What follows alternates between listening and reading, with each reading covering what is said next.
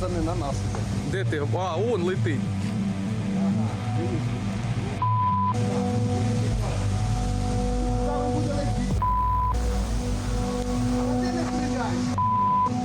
Та він не високо йде.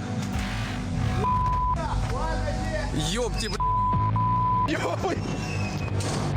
Пацики,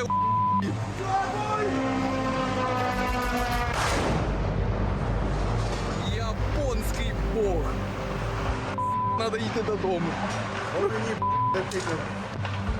Gentlemen, welcome back to another episode of Speak the Truth podcast. I'm your host, Matt Tordio. Russia looks like it's about to fall into a massive trap over inside of the Sumy Oblast, and we're about to watch that whole thing unfold here in the next couple of days. Russia has committed upwards of 25 to 30,000 troops into this fight. That includes 2 divisions of airborne troops, 2 brigades in addition to that of airborne troops, and 2 artillery brigades that they ended up bringing into the fight. Now, what they don't realize, or maybe they do, is actually what lies ahead. Today, we're going to be going over that and a lot more, including Putin's reaction to the strike on the Kerch Bridge.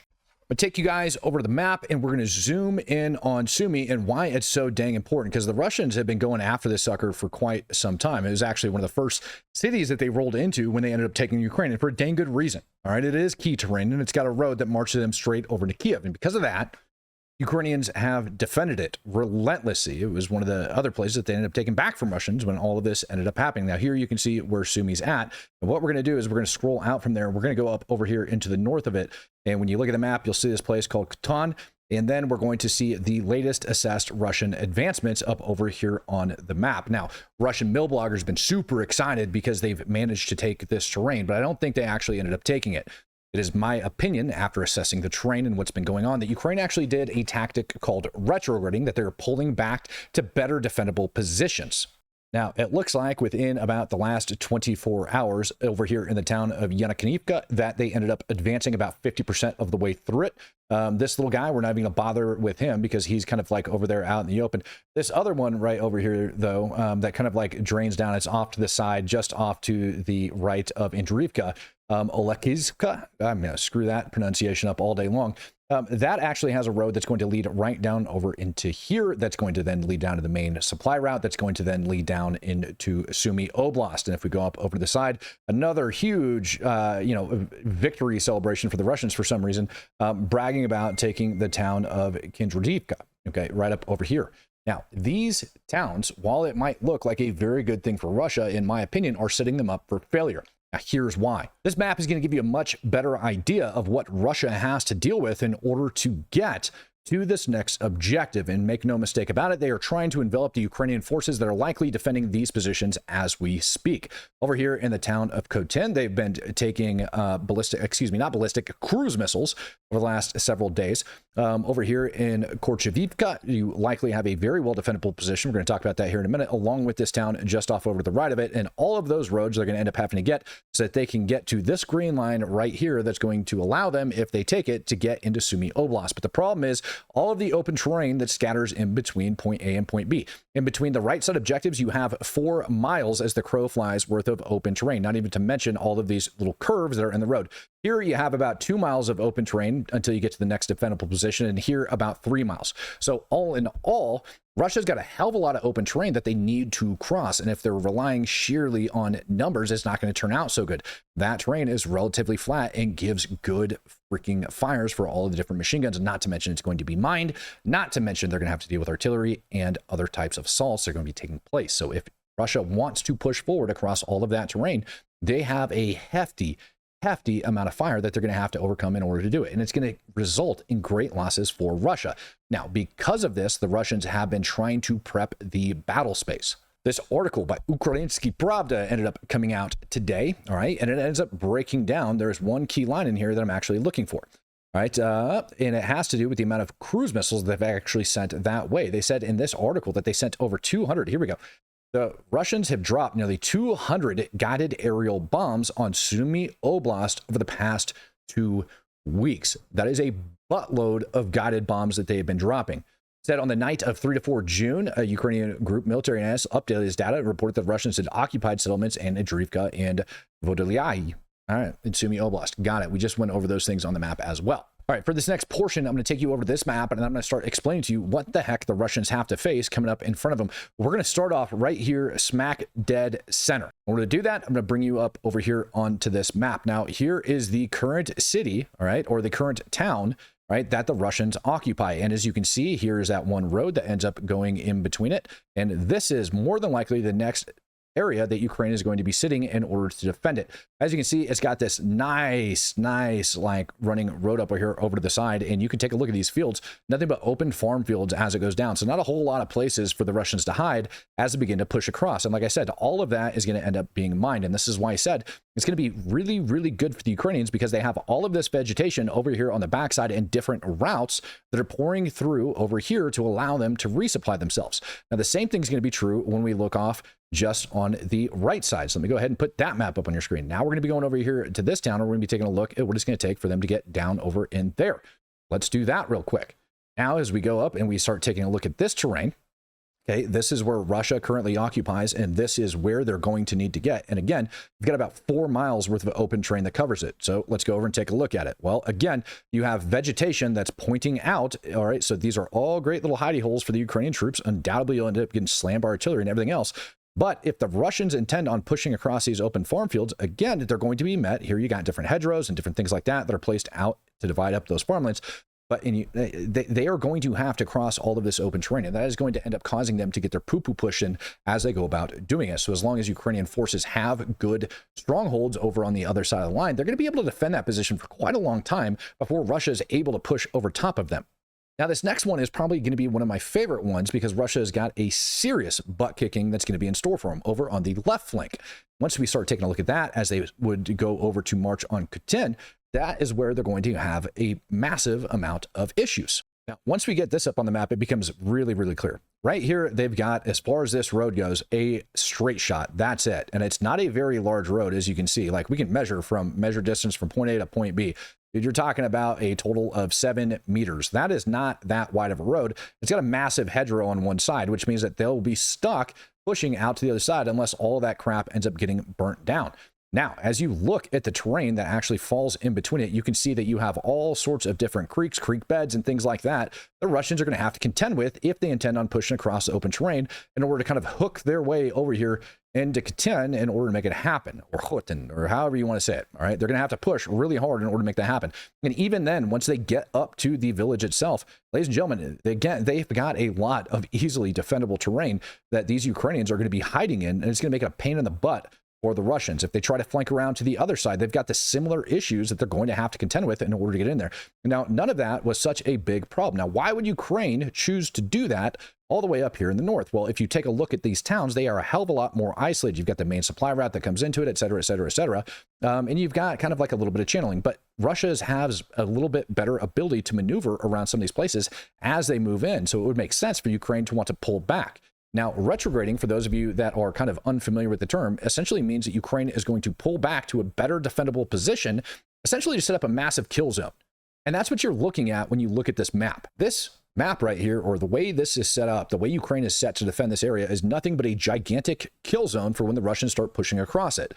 This is going to be a buttload of losses for the Russians should they choose to meat wave style this location. Now, this is just based on my own military experience and my professional opinion, but I would definitely assess that Russia is about to get its crap kicked in when they go push across this area. Can Ukraine hold is going to be the question. And I think, yes, this is a very, I don't want to say easily defendable because they're kind of out there flapping, but it's going to be a very good location for Ukraine to defend from. Having Shoigu show up over inside North Korea today is also another sign that the Russians are looking pretty weak. I have no doubt he's over there trying to get up more soldiers from the DPRK. Today, Putin made this statement. Проводить в этих условиях подобные встречи. О чем говорить? Кто вообще ведет переговоры с теми, кто делает ставку на террор, с террористами? И за что их поощрять, предоставляя передышку в боевых действиях, которая будет использована для накачки режима западным оружием, для продолжения насильственной мобилизации и подготовки других террористических актов, подобных тем, которые были осуществлены в Брянской и Курской областях.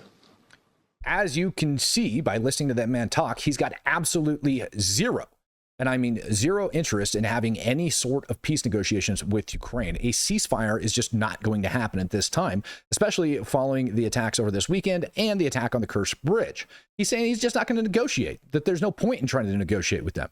And this new assault over in the direction of Sumy absolutely leans towards that. Now, what makes it worse is his freaking staff is coming up with some of the most ridiculous statements as well. They literally just, well, I don't want to say they threatened Europe, but they basically did. Give it a listen. Новейший ракетный комплекс средней дальности «Орешник» по своим характеристикам сегодня не имеет аналогов в мире. Боевое оснащение ракеты позволяет гарантированно преодолевать любые существующие и перспективные средства противоракетной обороны. Данным ракетным комплексом с гиперзвуковыми блоками возможно поражать различные цели, от одиночных до площадных, а также высокозащищенных с высокой эффективностью. Исходя из поставленных задач и дальности действий данного оружия, оно может поражать цели на всей территории Европы, что выгодно его отличает от других видов высокоточного оружия большой дальности. Как вы уже сказали, массированное применение данного вида оружия будет сопоставимо с применением ядерного оружия. Разработка ракетного комплекса «Орешник» позволит расширить боевые возможности ракетных войск стратегического назначения по поражению различных типов целей в соответствии с поставленными задачами как в неядерном, так и в ядерном снаряжении. Высокая оперативная готовность комплекса позволяет в кратчайшие сроки провести переприцеливание по любому назначенному объекту и нанести ему поражение. С учетом положительного результата проведенного пуска полагается целесообразным принять комплекс на вооружение, продолжить дальнейшее использование с наращиванием характеристик и совершенствованием навыков личного состава по его эксплуатации и применению. Доклад закончен. Так и сделаем. Спасибо. Great. So now Russia wants to bring their Oryshnik ballistic missiles back into the fight, and they ended up stating that they're capable of hitting Europe. Well, I guess I don't know what happened to their failed launch last month, but we'll see if they can actually do it. Now, if they are going to employ them, I would assess that they're going to definitely do it in the direction of Sumy. 30,000 troops being committed to that area is massive. That is a buttload of troops for them to be throwing in this fight, and they're going to need every tiny bit of them. If my assessment is correct, that would make sense for why Russia has amassed 30,000 troops in the area to start pushing. Ladies and gentlemen, that is a buttload. That is a buttload to commit. That means that they are going to be trying this meat wave style attack just to push across those open areas, and I don't think it's going to turn out too good for them. Donald Trump ended up coming out with his own dang statement on this after 1.5 hour freaking phone call with Vladimir Putin, which he later deleted. I wonder why. He said, I just finished speaking by the phone to President Putin of Russia. The call lasted approximately an hour and 15 minutes. We discussed the attack on Russia's docked airplanes by Ukraine and also various other attacks that have been taking place by both sides. It was a good conversation, but not a conversation that will lead to immediate peace. Putin did say, and very strongly, that he will have to respond to the recent attacks on the airfield. We also discussed Iran, and I'm going to get to that in a second.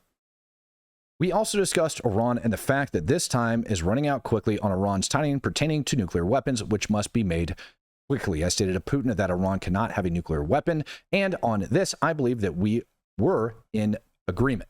Now, why, oh, why did Trump talk to Putin about the different assaults on the airfield? Well, I think it goes to Trump trying to say, hey, listen, we weren't a part of this, which would make sense to why Putin's military commander is sitting there saying that, you know what, we are just going, like, we have the ability to attack Europe. I would bet that the Kremlin thinks that a lot of the intelligence that came out of those attacks came out of Europe. But the fact that they brought back up the Oryshnik ballistic missiles and talking about the readiness and deployment of them says that, to me, that those ballistic missile attacks that they were using, or excuse me, those cruise missile attacks that they were using over in this area didn't exactly yield some very good results if Ukraine was able to actually retrograde back to these better defended positions. And the fact that they stacked up those 30,000 troops tells me that they are going to likely start prepping those objectives with those Oryshniks with more guided missiles. And there is a possibility, because it has been said, and if Russia is actually getting this desperate, they might open up with chemical weapons such as blister or choking agents, although I highly doubt it. But if there was a place for them to do it, ladies and gentlemen, this would be the place. Now, as far as Iran goes, the Ayatollah came out giving crap to the United States of America, basically saying that they have been able to now complete the entire process from within their country. They can source their uranium and they can refine it and they can take it and do whatever the hell they want with it. And they basically told the United States, not basically, the Ayatollah did. He told the United States flat out to mind its own business when it comes to this. So not only have the peace deals for Ukraine fallen through, but it also seems the peace deals for Iran have fallen through as well. So what is to come, and why the heck would Trump be talking with Putin, especially about Iran? Well, if there was supposed to be some sort of a negotiation between the United States and Iran, they would need somebody to go in and look at these different nuclear facilities. Russia seems like a really good contender for that, seeing how Russia and Iranian relations are at the max right now. About 30 to 35% of the area munitions flying at Ukraine end up coming out of Iran. So Putin is very worried because if the United States ends up bombing the crap out of Iran, they're going to likely be affecting a lot of the freaking munitions that Russia would be using at the very same time. Ladies and gentlemen, I hope you enjoyed this episode of the Speak the Truth podcast. Yet, if you haven't yet, make sure you subscribe to the channel. In the meantime, peace, love, happiness, and God bless. I'm out of here.